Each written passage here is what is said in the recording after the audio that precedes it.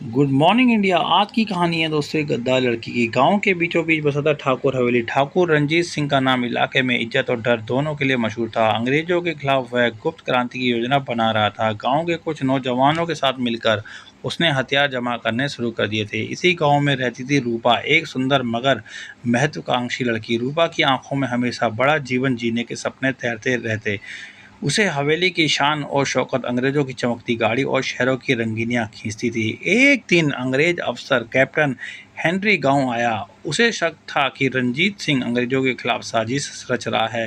रूपा उसी समय उसके सामने आई। हेनरी ने उसकी सुंदरता को देखा और उसे कुछ उपहार देकर प्रवाहित कर दिया। रूपा ने पहली बार सोचा अगर वह अंग्रेजों का साथ दे तो उसे शहर, गहने और रुतबा मिल सकता है। धीरे धीरे रूपा ने अंग्रेज अफसर से दोस्ती कर ली। हेनरी ने वादा किया अगर वह रंजीत सिंह की योजनाओं की खबर पहुंचाएगी तो उसे धन और आज़ादी दोनों मिलेंगे। रूपा के मन में लालच ने देशभक्ति को दबा दिया। रूपा ने रंजीत सिंह और क्रांतिकारी के बीच आने जाने का बहाना बनाया।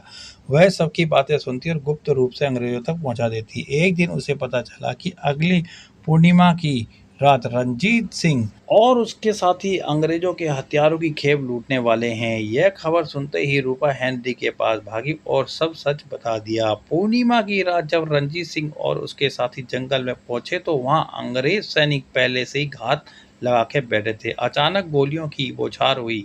कई क्रांतिकारी को मौके पर शहीद हो गए, कुछ घायल हुए और रंजीत सिंह को पकड़ लिया गया। अंग्रेजों ने जब रंजीत सिंह को कैद किया, उसके चेहरे पे गुस्से से ज्यादा दर्द था। उसने दूर खड़ी रूपा को देखा और बस इतना कहा, तूने अपनी मट्टी से गद्दारी की है रूपा, ना गहने टिकेंगे ना रुतबा, इतिहास तुझे कभी माफ नहीं करेगा। यह सुन के रूपा के मन में पहली बार अपराध बोध जागा, पर अब बहुत देर हो चुकी थी। हेनरी ने वादे के अनुसार उसे सोने चांदी के गहने दिए और शहर ले जाने का इंतजाम किया।